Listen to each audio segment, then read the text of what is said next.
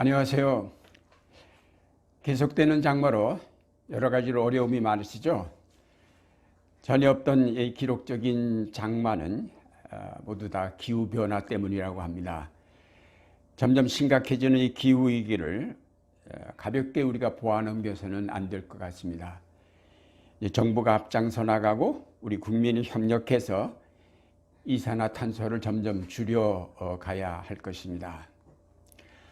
오늘은 한반도 평화통일 공동기도주일로 한국기독교회협의회가 주제를 평화를 이루기까지 있는 힘을 다하여라 라고 정하였습니다. 닫혀버린 남북관계가 좀처럼 열릴 것 같지 않은 요즘이야말로 우리가 더욱 간절하게 평화를 위해서 기도해야 할 때라고 봅니다. 이런 주제들을 생각하시면서 우리 함께 예배를 드리겠습니다. 내 영혼아 주님을 찬송하여라. 마음을 다하여 그 거룩하신 이름을 찬송하여라. 내 영혼아 주님을 찬송하여라. 주님의 베푸신 모든 은혜를 잊지 말아라. 주님은 너의 모든 죄를 용서해 주시는 분, 모든 병을 고쳐주시는 분, 생명을 파멸해서 속량해 주시는 분, 사랑과 자비로 단장하여 주시는 분, 평생을 좋은 것으로 흡족히 채워주시는 분, 내 젊음을 독수리처럼 늘 새롭게 해주시는 분이시다. 주님은 공의를 세우시며 억눌린 모든 사람의 권리를 변호하신다. 사랑의 하나님, 코로나19 감염증 사태가 오래 계속되는 중 기록적인 비가 쏟아지는 장마로 많은 사람이 재난을 당하고 어려움을 겪고 있습니다. 저희를 긍휼히 여겨 주시옵소서. 비록 환난의 때이지만 그러기에 더욱 주님 앞에 엎드릴 수밖에 없는 저희를 불쌍히 여기시고 오늘 비록 각 곳에 흩어져 있지만 마음을 모아 드리는 이 예배를 통해서 영광을 받으시며 저희를 언제 어디서나 주님의 뜻을 받들며 영광 돌리는 사람 이루게 하여 주시옵소서. 예수 그리스도의 이름으로 기도드립니다. 아멘. 경배 찬양 찬송가 15장 하나님의 크신 사랑을 함께 부르시겠습니다.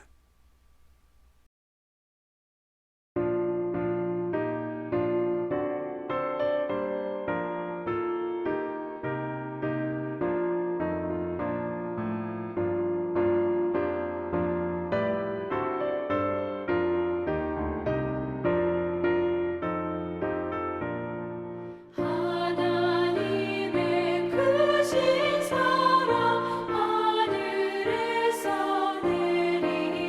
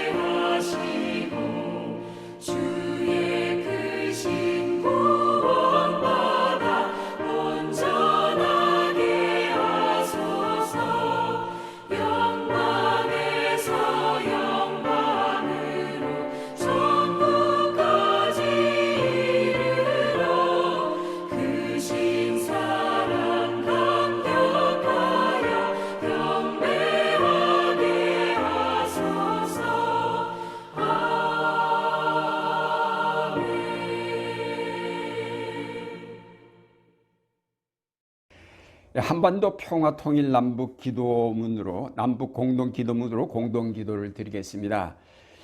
그런데 올해는 한국 기독교 교회 협의회가 조선 그리스도교 연맹의 남측 안을 제안했는데 아직 응답이 없다고 합니다. 이제까지 잘 협력이 되어 왔는데 금년에는 북측에서 응답을 하지 않은 것입니다. 그렇지만 이제 오늘 이 기도문은 남측이 제안한 기도문입니다. 이제 인도자와 회중으로 나누어 교독으로 기도를 드리겠습니다. 자비의 하나님, 이 땅이 일본의 강점으로부터 광복의 기쁨을 누린 지 언 75년, 우리는 올해도 변함없이 8.15를 맞이하였습니다. 주님께서 한반도에 허락하신 해방의 복음에 대해 감사드립니다. 그럼에도 여전히 남과 북의 그리스도인들은 분단의 현실 때문에 온전히 해방의 기쁨을 누리지 못합니다. 주님, 이 땅을 불쌍히 여겨 주시옵소서. 정의의 하나님, 오래전 광복을 맞았지만 이 땅은 완전한 독립을 얻지 못하였습니다. 분단과 전쟁, 대결과 증오의 세월은 마치 처음부터 적대적인 두 민족인 양 우리를 찢어 놓았습니다. 38도 선으로 갈라놓은 외세는 여전히 이 땅의 운명을 좌지우지하고 사죄를 거부한 일본은 건건히 회방꾼 노릇을 합니다.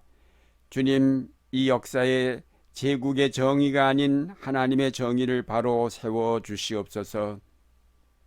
희망의 하나님, 그럼에도 남과 북의 형제자매가 다시 민족의 화해와 평화를 위해 힘쓰게 하심을 감사드립니다. 올해는 처음으로 두 정상이 평양에서 만나 민족사적 합의를 이룬 6.15 남북공동선언 20주년입니다. 우리 민족끼리 서로 힘을 합쳐 자주적으로 해결해 나가기로 한 평화통일 약속은 진심 어린 민족의 마음이었습니다. 주님, 이러한 희망이 시들지 않도록 도우소서. 평화의 하나님, 이 땅에 뿌리 내린 평화의 나무는 지금도 자라나고 있습니다. 때론 외압에 시달려도 삼천리 방방곡곡에서 평화의 열매를 거둘 것을 기대합니다. 바라기는 안보라는 이름으로 행하는 전쟁 연습을 중단하고 보장이란 미명으로 개발하는 모든 무기 생산을 그치게 하소서. 주님, 종전을 선언하고 평화협정을 맺음으로 남과 북이 평화 공존과 상생의 길을 걷게 하옵소서. 구원의 하나님, 지금 온 세계는 코로나19 감염 때문에 크게 위축되어 있습니다. 우리 민족이 해방의 감동을 온전히 누리기를 소원하듯이 온 세계가 감염병의 포로 상태에서 속히 자유롭게 되기를 소망합니다. 주님, 어려울 때일수록 남과 북이 서로 하나의 민족임을 자각하고 협력하게 하시며 당당히 세계 속에서 화해와 평화, 통일과 번영의 새 언약을 선포하게 하옵소서. 예수 그리스도 이름으로 기도합니다. 아멘.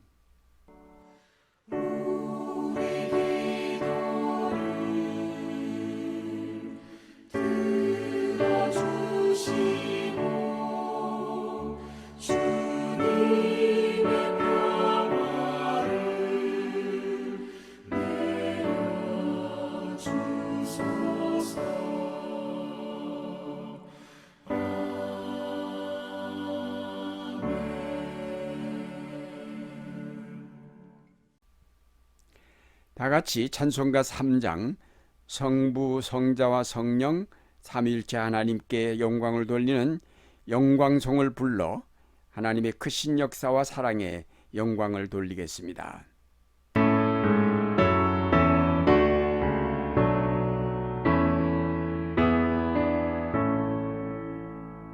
성부, 성자와 성령 찬송과 영광 돌려보내세. 태초로 지금까지 또 영원 무궁토록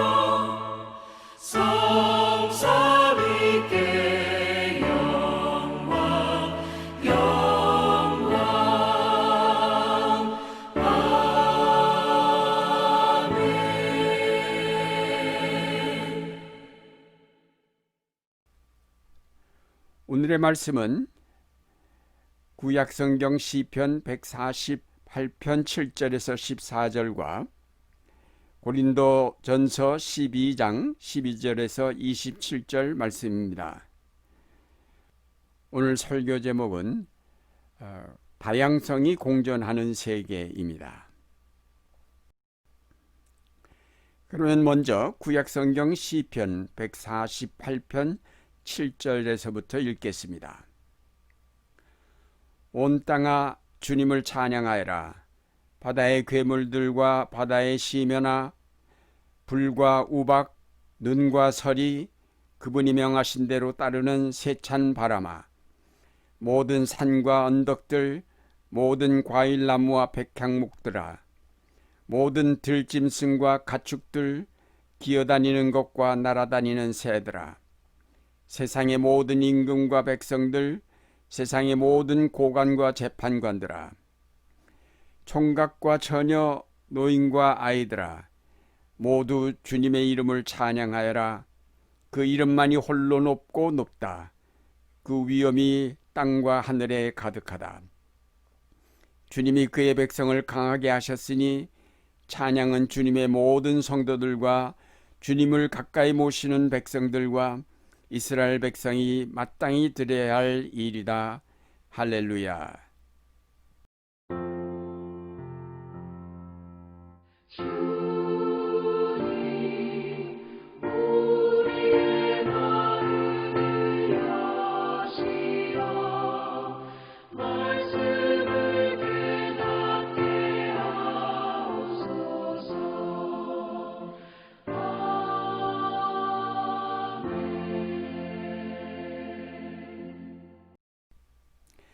다음은 신약 성경 고린도전서 12장 12절부터 읽겠습니다.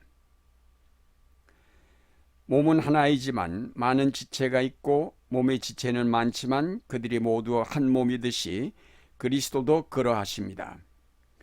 우리는 유대 사람이든지 그리스 사람이든지 종이든지 자유인이든지 모두 한 성령으로 세례를 받아서 한 몸이 되었고 또 모두 한 성령을 마시게 되었습니다.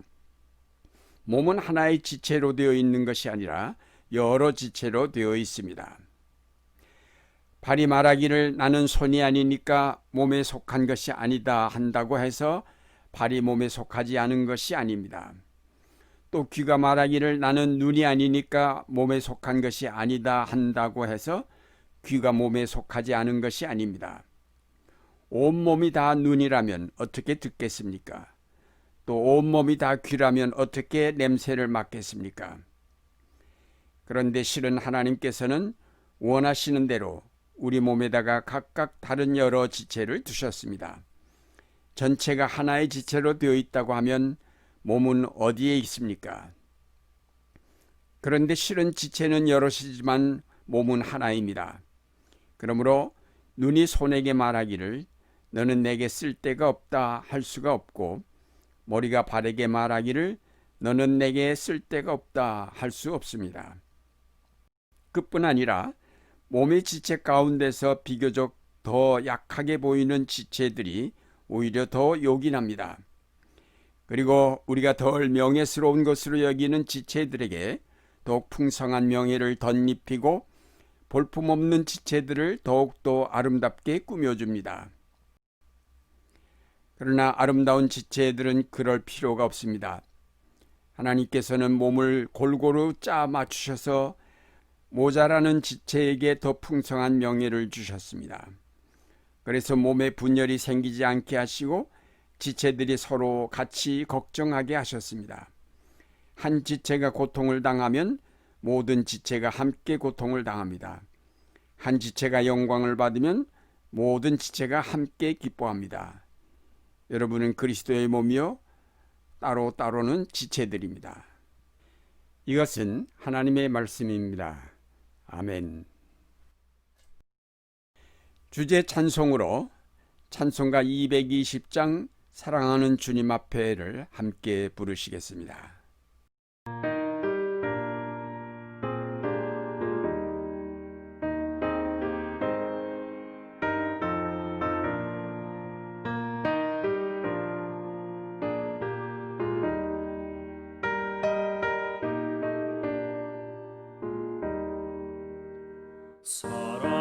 사랑하는 주님 앞에 형제자매 한자리에 그 신은혜 생각하며 즐거운 찬송 부르네. 내 주 예수 본을 받아 모든 사랑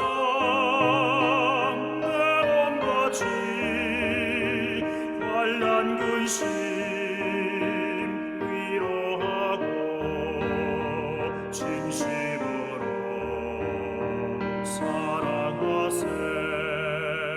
사랑하는 주님 앞에 온갖 충성 다 바쳐서 괴로우나 즐거우나 주님만 힘써 섬기네. 우리 주님 거룩한 손 제자들의 어르시사 남성비를 종의 도를 몸소에게 보이셨네.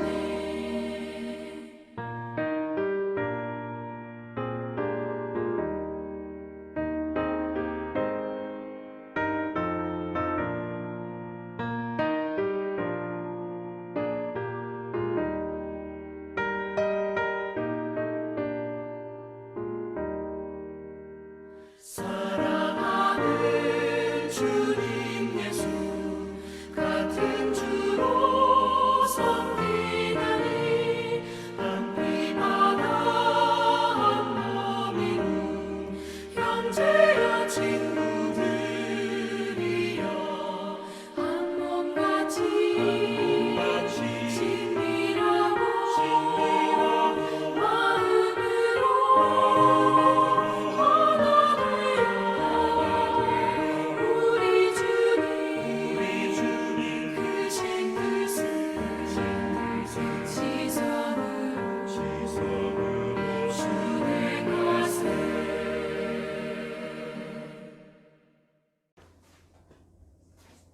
하나님이 지으신 세계의 아름다움은 다양함이 조화를 이룬 그런 아름다움입니다.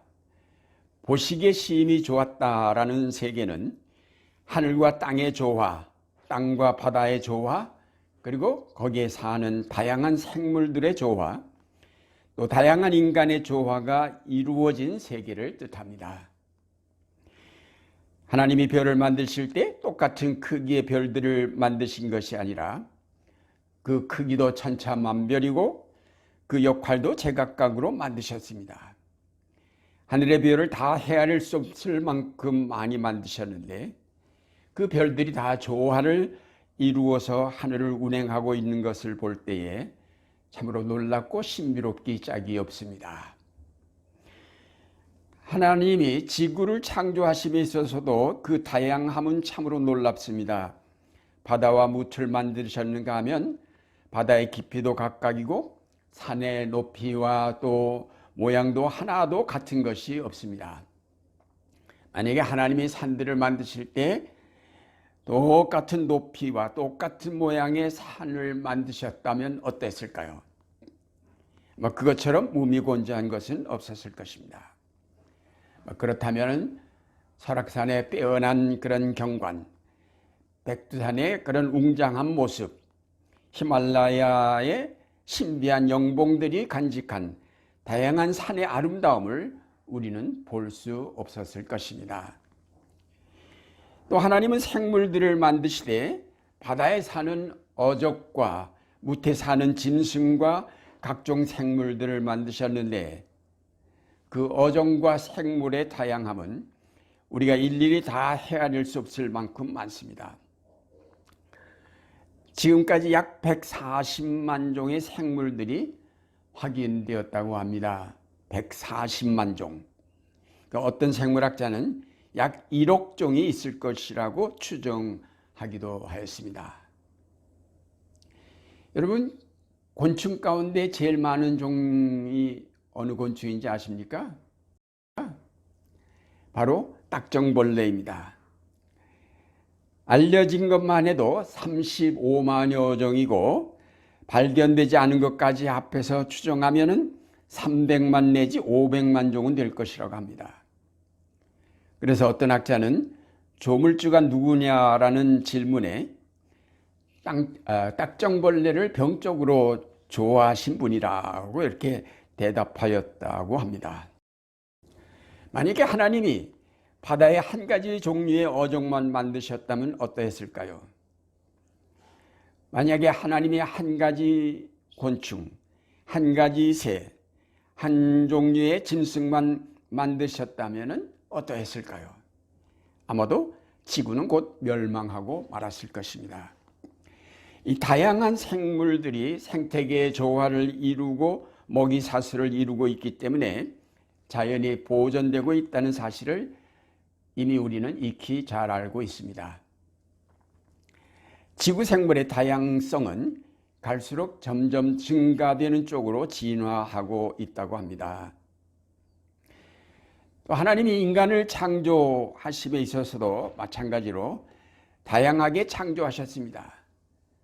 만약에 하나님이 단순하게 몇 가지 색깔의 인종만 만드시고 모든 사람의 얼굴이나 키나 그 체격을 똑같게 만드셨다면 어떠했을까요? 아마도 대혼란이 일어났을 것입니다. 그런데 하나님은 아담과 하와로 시작한 인간의 모습도 모두 제각각으로 만드셨습니다.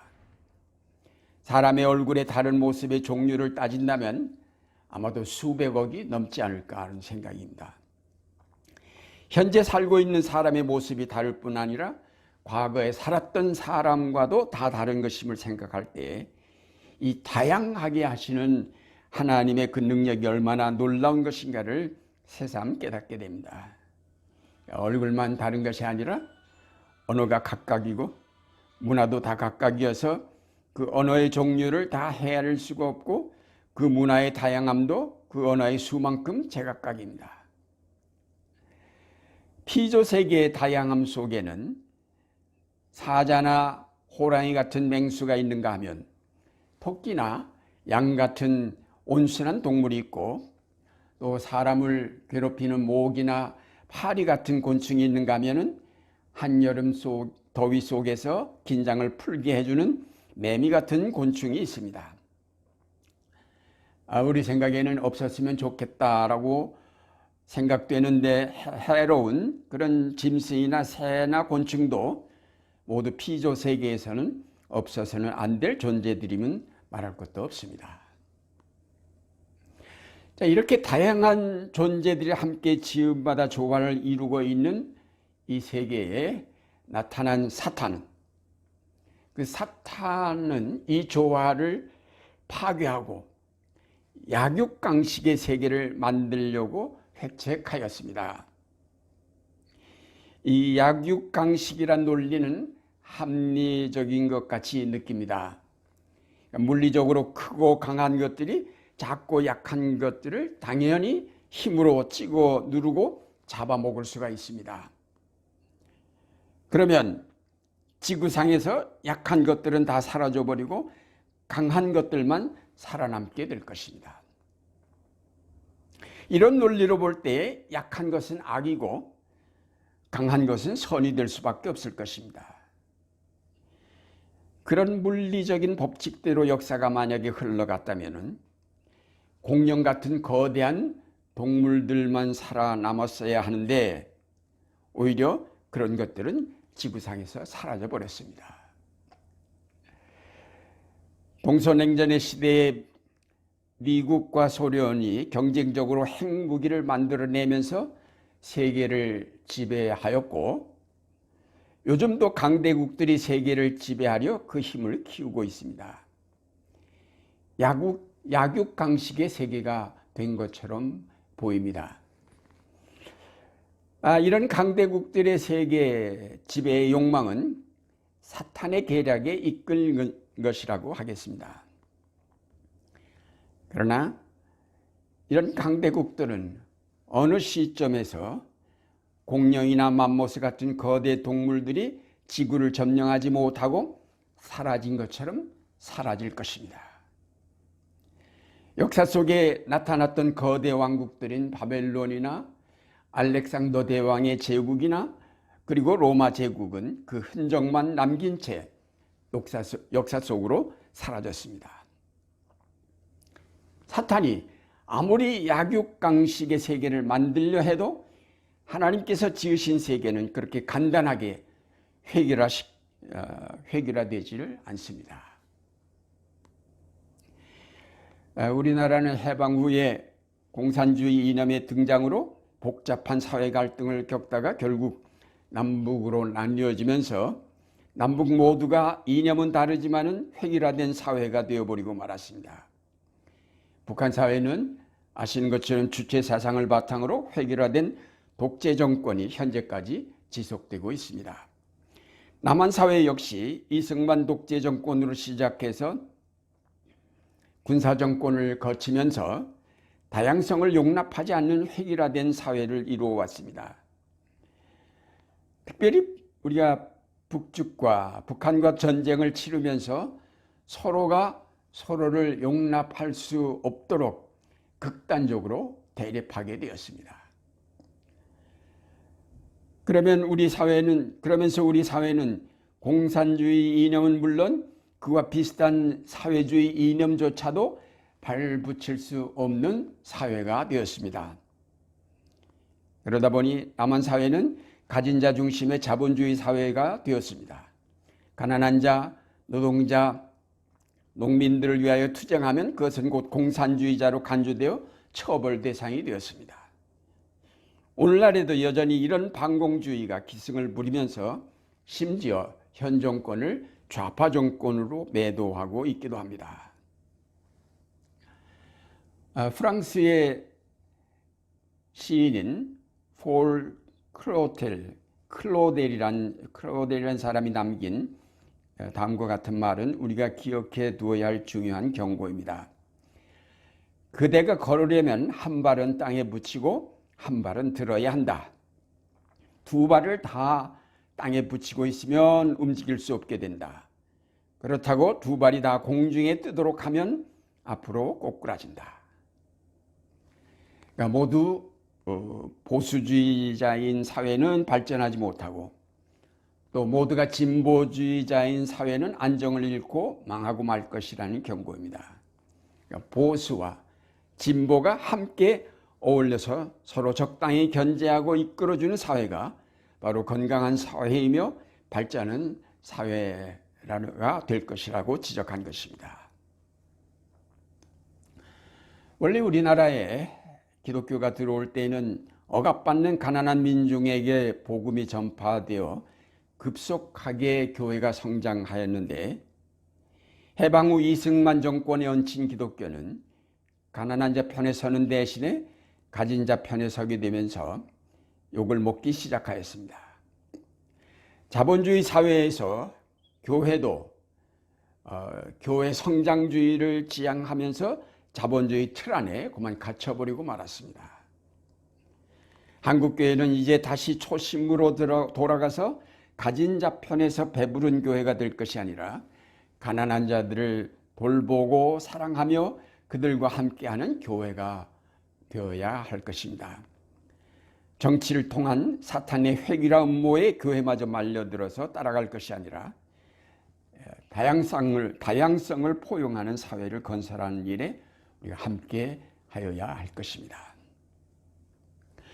오늘 읽어드린 본문인 시편 148편은 하나님이 지으신 모든 세계를 향하여 하나님을 찬양하라고 권고하고 있습니다. 하늘의 천사와 하늘 위의 하늘과 물, 그리고 땅과 바다와 거기에 있는 식물들과 동물들, 그리고 세상의 모든 임금과 백성들, 총각과 처녀, 노인과 아이들, 그 모두가 일어나 하나님을 찬양하라는 것입니다. 이 시편은 하나님의 세계의 다양함을 인정함과 동시에 그 모든 것들이 다 하나님의 주권적 통치 아래서 조화를 이루고 있음을 감사하면서 그 하나님께 찬양을 드림이 마땅하다는 것입니다. 하나님 되심은 그 다양한 세계를 창조하실 뿐 아니라 그 다양함이 조화를 이루도록 하셔서 그 세계를 통치하신다는 데 있습니다. 독재자일수록 다양함을 용납하지 않습니다.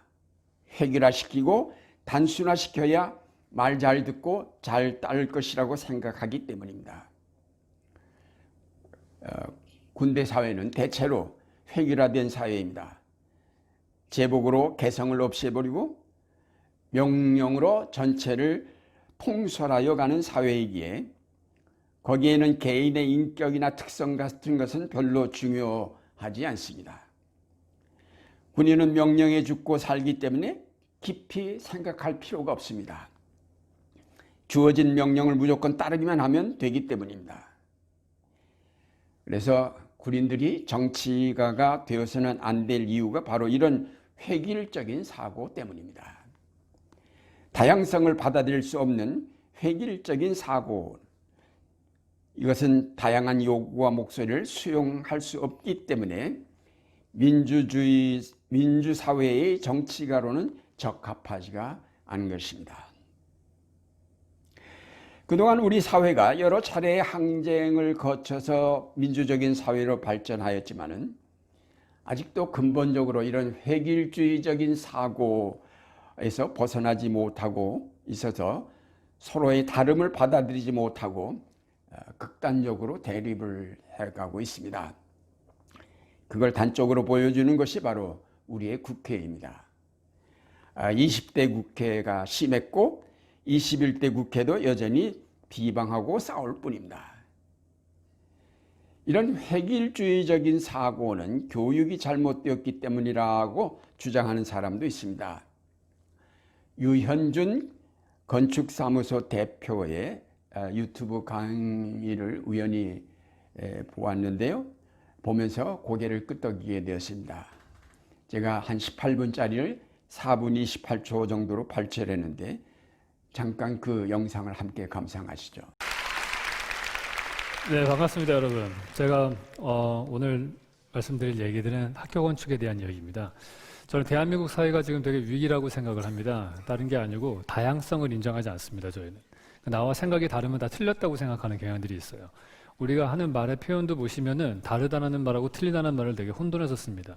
우리는 일단 다르면 틀렸다고 생각하는 경향들이 있는 거죠.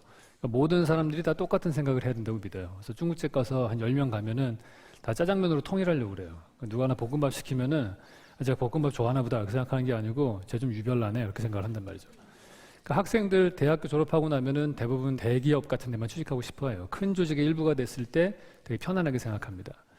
그리고 그 사람들이 나중에 크면은 또 집을 고를 때에도 세대수가 많은 아파트 단지를 더 선호합니다. 그래서 우리나라는 세대수 많은 아파트 단지가 가격이 더 빨리 올라요. 근데 도대체 왜 우리나라 국민들이 이렇게 전체주의적인 성향을 띠느냐? 그 보면은 저는 주범이 누구라고 생각하냐면 여러 가지 이유가 있지만은 학교 건축이라고 생각을 해요. 지금 보시면 전화기 자동차 비행기 학교가 근대화를 만든 시스템입니다. 근데 그 중에서 전화기 자동차 비행기는 지난 100년 동안 원래 모습을 알아볼 수 없을 정도로 다 바뀌었어요. 학교는 하나도 안 바뀌었습니다. 학교는 우리 아버지가 다니는 학교나 제가 다니는 학교나 우리 아들이 다니는 학교가 똑같아요, 거의.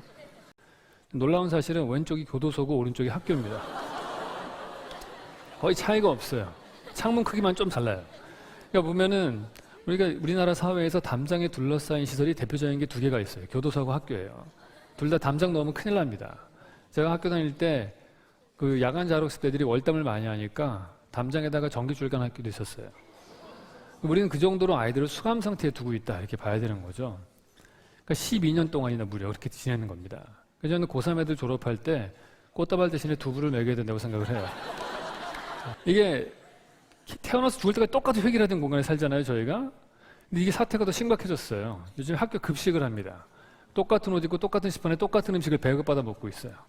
대한민국 사회에서 똑같은 옷 입고 똑같은 시판에 똑같은 음식 배급받아 먹는 데는 교도소랑 학교밖에 없어요. 그러니까 우리의 학교는 점점 더 교도소랑 비슷해져 가는 거예요. 그러니까 누구는 처음에 좋은 뜻으로 시작을 했겠지만은 이게 전체주의를 더 강화하는 그런 결과가 나온 거죠. 이런 데서 자라난 사람들은 다양성이라는 거를 한 번도 체험해 본 적이 없어요. 자기랑 조금만 다르면은 이상한 애야 그래서 왕따를 시키는 거예요. 그런 사람이 나중에 사회에 나가면은요, 자기네 생각이 다르면 다 틀렸다고 생각하고 댓글 살벌하게 쓰는 사람이 되는 거예요. 저 사람만 없어지면 이 사회가 더 좋아질 것 같고, 그런 자기만 안중근이고 남들은 다 이토 히로부미예요. 쟤를 저격시켜야 될 것 같고, 사회 갈등이 점점 그 심해지는 거예요. 전체주의이기 때문에 그렇습니다. 회기라를 만들기 때문에 국민들끼리의 갈등이 점점 심해집니다. 왜냐하면은 회기라를 시키면요, 가치가 정량화돼요. 예를 들어서 여러분들 다 똑같은 집에 살잖아요. 방이 3개냐 4개냐의 차이밖에 없어요. 아파트들이. 그럼 그 다음부터는 야, 나도 레미안 30평이고 너도 레미안 30평인데 우리 집 3억인데 너희 집이 15억이냐, 이런 얘기가 나올 수밖에 없는 거예요. 회기라가 되면은 가치 판단의 기준이 정량화가 되게 돼 있어요. 그래서 우리는 지금 집값, 성적, 연봉, 키, 체중 이런 것들만 남은 거예요. 서로 자꾸 비교하게 되는 거죠. 줄 세우기를 하고. 회기라가 되면은 나만의 가치가 상실됩니다. 나만의 가치가 상실되면은 자존감이 없어져요.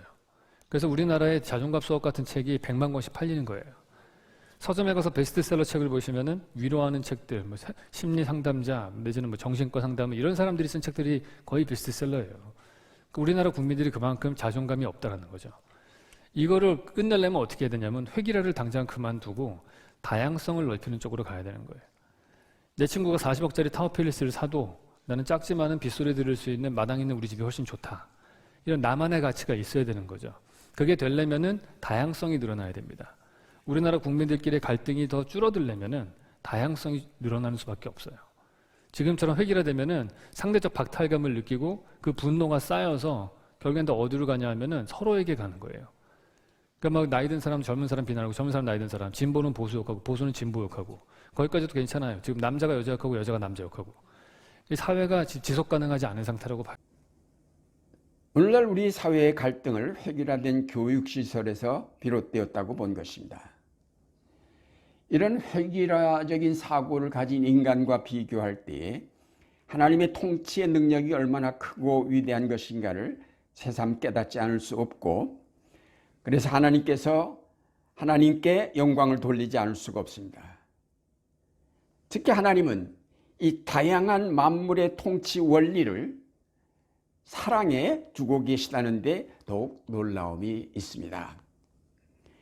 대부분 이 땅의 통치자들이 경찰력에 의존하여서 그 정권을 유지하는 데 반해서 하나님은 막강한 천사들의 힘에 의존해서 만물을 통치하시는 것이 아니라 사랑으로 통치를 하십니다. 특별히 그의 아들 예수 그리스도를 보내셔서 그를 십자가의 희생제물이 되게 하셔서 모든 피조물의 죄를 대속하시고 그 사랑 안에서 만물이 통일되게 하셨습니다.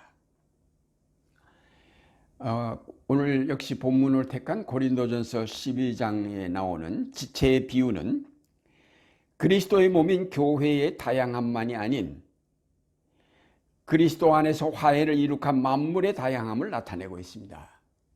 지체는 여럿이지만 몸은 하나라는 이 선언은 그리스도 안에서 다양한 피조물이 모여 하나를 이룬다는 말입니다.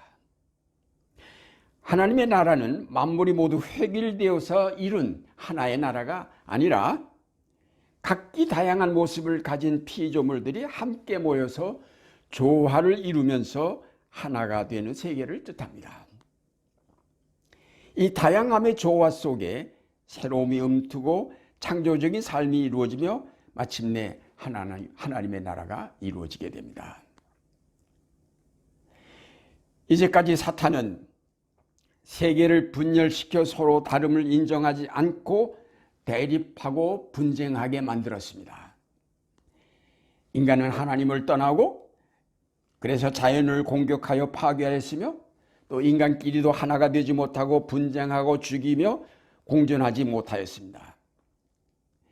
이런 쪼개진 세계 속에 하나님의 아들 예수 그리스도께서 오셔서 십자가를 통하여 화해하게 하시고 하나 되게 만드셨습니다.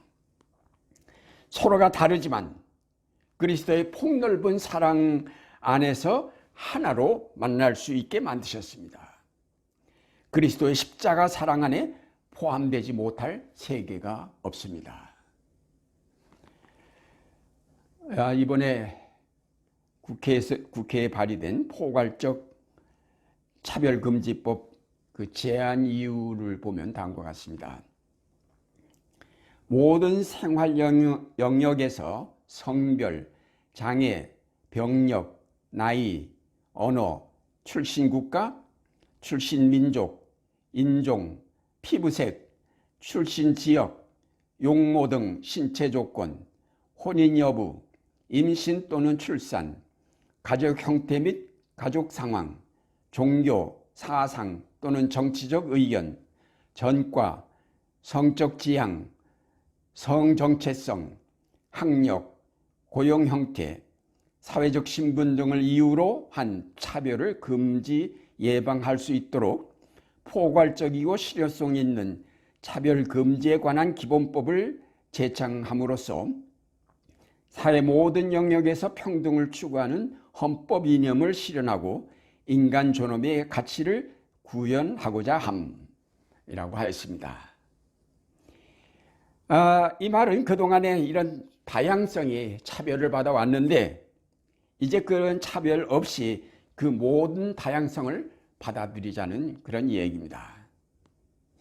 한국교회는 여기 나타난 그 성적 지향이나 성정체성이라는 말 때문에 반대를 하고 있지만 전반적으로 다양성 있는 공동체를 지향하는 하나님의 뜻에 부합한 법이라고 생각이 됩니다. 우리는 나와 똑같은 생각, 똑같은 문화, 똑같은 신앙을 가진 사람들끼리만 모인 사회나 교회를 만들겠다는 생각을 버려야 할 것입니다. 공동체란 획일화된 사고와 신앙을 가진 사람들의 모임이 아닙니다. 다양한 사람들이 모여서 사랑으로 하나가 되지만 결코 그 다양함을 무시하지 않고 조화를 이루어가는 공동체입니다. 우리가 함께 모일 때 개성의 다양함을 무시해서는 안 됩니다. 다만 사랑을 통해서 조화를 이루도록 노력함이 중요합니다. 하나님은 결코 우리에게 자기의 개성을 버리라고 하시지 않습니다. 그것은 오히려 하나님의 선물이기에 잘 개발할 필요가 있습니다. 그러나 그것이 독단적이고 자기만 알고 남을 용납하지 않음을 뜻하는 것은 아닙니다. 사랑을 통해서 다른 개성과 만나고 조화를 모색하며 함께 협력하는 길을 찾는 것이 바로 공동체 안에서의 우리의 사명입니다.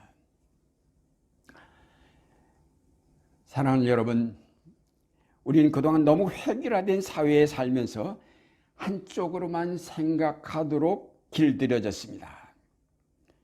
다양함을 받아들이려 하지 않았고 나와 다른 생각을 가진 사람을 만날 때 경계하게 되고 의심하면서 대화를 하려 하지 않았습니다.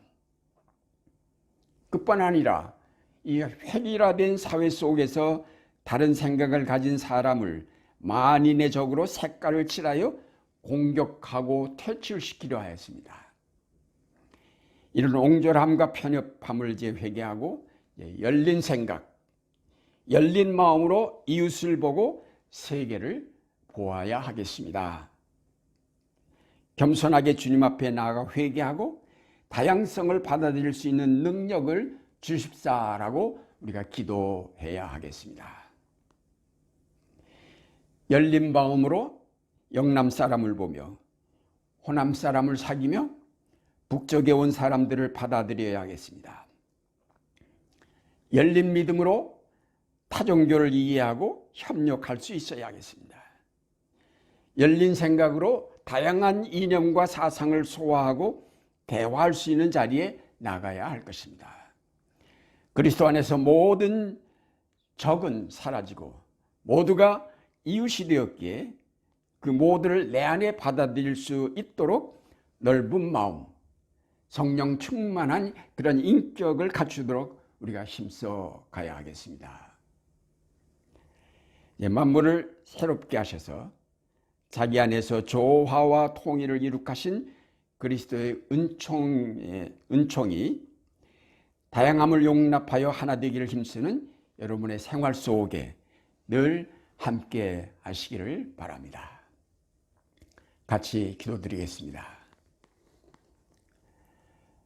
거룩하신 하나님, 주께서 보시기에 아름다웠다고 하신 세계가 사탄의 계략과 인간의 탐욕으로 아름다운 다양성이 깨어졌습니다. 획일화되고 서로의 다름을 인정하지 않으므로 인간은 자연을 파괴하고 끊임없는 분쟁 속에서 신음하고 있습니다.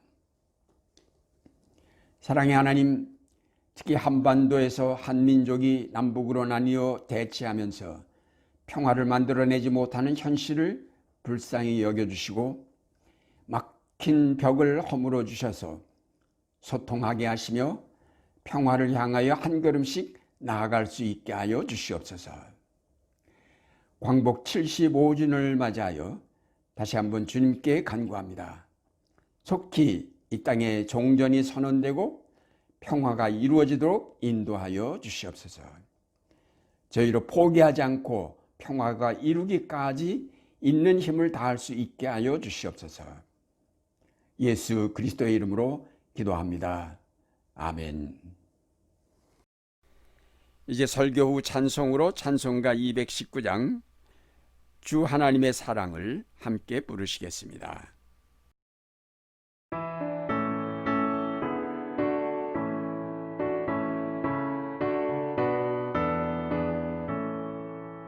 주 하나님의 사랑은 한없이 넓으사 온 세상 모든 백성을 그 자녀 삼았네.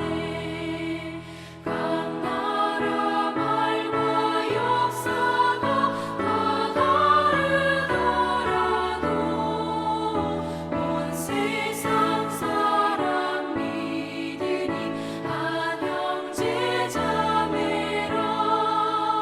그 은혜로서 고르게 복 내려주시고 다 같은 주의 계시를 늘 보여주시네.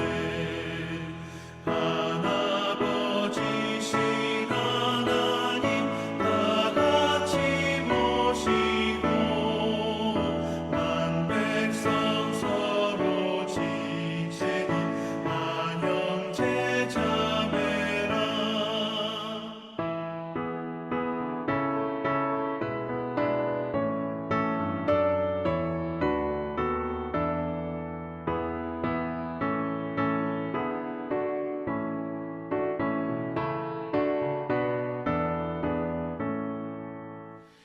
싸워서 받은 상처를 본답게 하시고 그 교만함과 간사함 다 소멸하시네.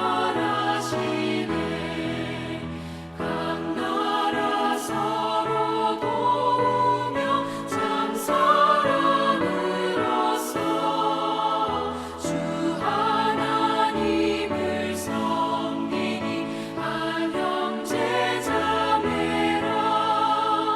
그 평화로운 거분고 한 곡 졸리니 저 어지러운 소리를 못 그쳐버리네. 큰 영광 보는 그날을 늘 기다리나니 그 나라 올라가서도 한 형제 자매라.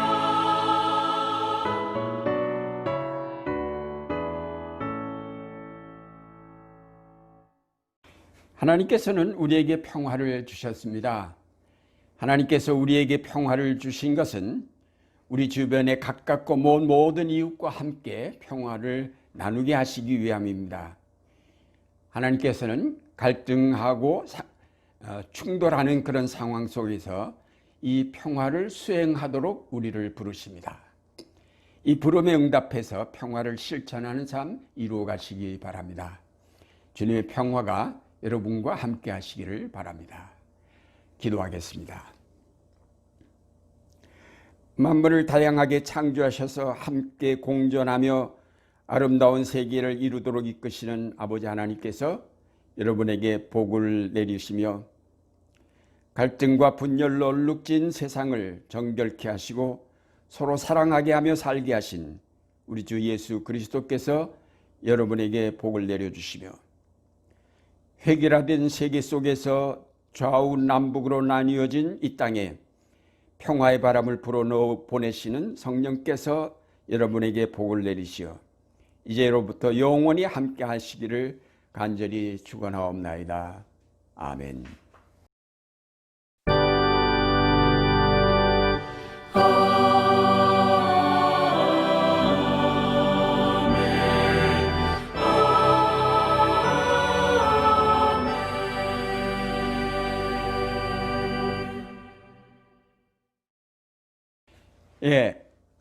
사실 오늘은 제 차례가 아닌데 특별한 사정이 생겨서 제가 대신 하게 되었습니다.